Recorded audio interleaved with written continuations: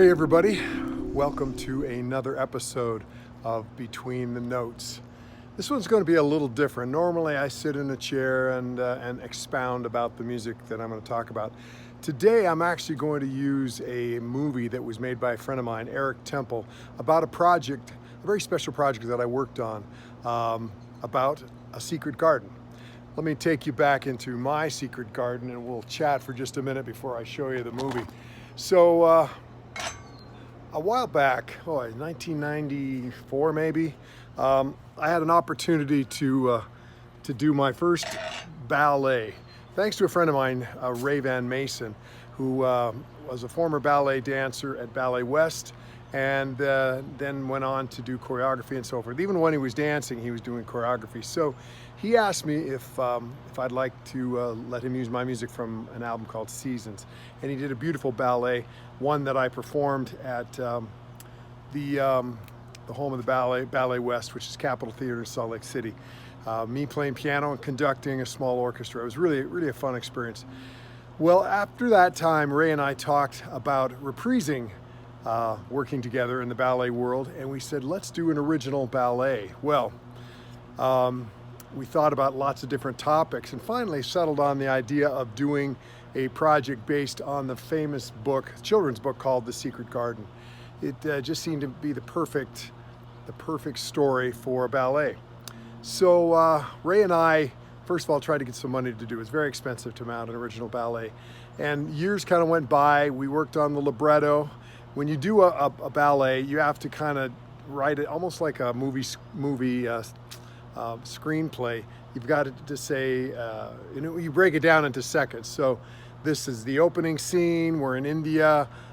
People are dancing. Let's do that for 2.5 minutes.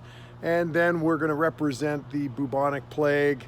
So let's make that be in 1 minute and 45 seconds and so forth. If you know the story, that's kind of how it starts, Secret Garden. So then you get the libretto done. And then it's the composer's job to then almost score the ballet like you do a movie. So having done lots of movie scores in my life, it was kind of easy for me to do that. I just kind of imagined a film in my head and I wrote the score for the ballet. Ray and I worked back and forth before the before the ballet was debuted, to say, give me a little more time here, a little slower here, a little faster here, and so forth. Not really unlike doing a movie score. Well, in any case, finally, and I'm going to forget the date when it was actually premiered, we premiered the ballet with the children's ballet company called Imagine Ballet Theater. And it was premiered up in Ogden, Utah, with a delightful cast of children and young people and a few adults playing the roles. I conducted an orchestra, and what an amazing experience. Since that time, we performed it 3 more times, and then we had an opportunity to record the ballet. It's very expensive to do it, and so we actually had to record it overseas because we couldn't afford to do it here in the States where we would have hoped to have done it. But nonetheless, we still had a wonderful time recording with a good orchestra in Prague. And so that's where this film picks up. So much to talk about when it comes to scoring a ballet, having now done 2, and I've done a few other things for dance, ballet. It really is a magical way to compose. One of my favorite. Doesn't happen very often because, like I said, it's expensive to do. Hopefully someday I'll be able to work with Ballet West on something. That would be a dream.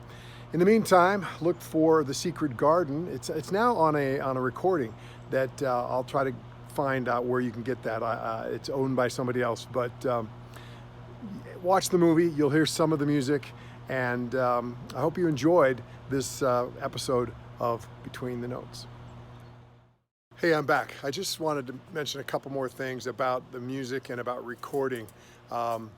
What I found interesting doing recording this way, normally when I record, I do it maybe with a click track, and then I platoon things. So I'm recording strings and woodwinds and horns and whatever in separate sections. And this was one of the few times where there were no overdubs. It was just an orchestra in front of me, and I just did 1 or 2 or 3 takes per section. It really was the most wonderful recording experience, one that I'm not really afforded very often because, like I said, it's very expensive to hire a full orchestra, especially here in the States. And so to be able to actually conduct in front of an orchestra, to hear the piece in its entirety and to not feel the confines of a click track was very, very rarely am I going to be able to do that. So that was one of the most enjoyable parts of doing the film score. One of the scarier things is when you have to conduct for ballet. Doing it with the Imagine Ballet Theater, it's a little easier because they're kids and they don't give me evil looks. I love Ballet West, and I had an opportunity to conduct them one time on a program of Appalachian songs, and I've never been so nervous because dancers, man, they know their tempos, and you've got to get the tempos just right and get their cues just right. Otherwise, you get the most evil daggers from the stage. But anyway, it's just thought I'd give you a couple more things about the writing of the ballet.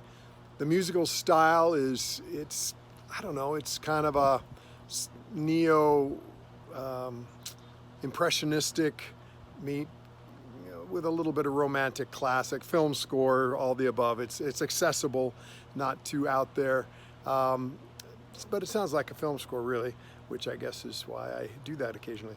All right, now enjoy the movie by my friend Eric Temple about the making or the recording of the score of The Secret Garden. Hi, this is Kurt Bester, and I'm here in Prague, the Czech Republic, to record music for Imagine Ballet's wonderful The Secret Garden. An original score by me with the choreography by Ray Van Mason. This is a wonderful city. I hope I have a chance to walk around, but first, we got some music to make.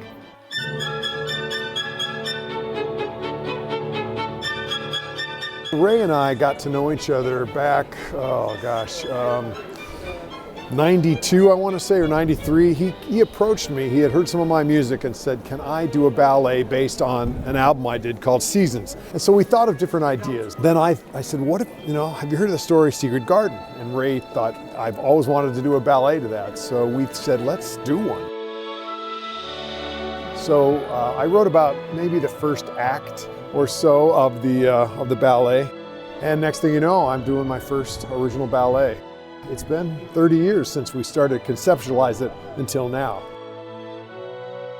Writing for a ballet is kind of halfway between writing a symphonic piece of music or writing for a movie. You don't have the limitations of timings with a movie, but you don't have the total freedom of writing for a symphony. So it's kind of halfway between. But it really is a wonderful art form for a composer because there's no talking on stage, there's no sound effects, there's no nothing, so your music gets center stage. And selfishly, I think that's pretty cool. At the end of the day, I think we communicated, and maybe in the most visceral, human way possible, and that is they're playing my music, we're communicating, they're bringing something to it.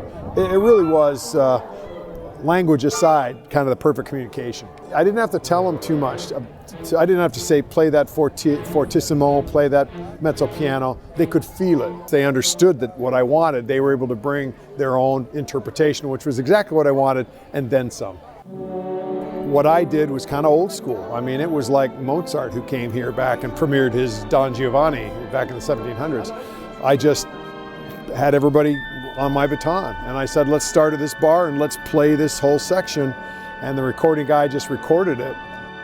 I wish I could do this all the time because it is really the most pure way of recording music. Unfortunately, it doesn't happen very often, which maybe is why this has been such a special experience.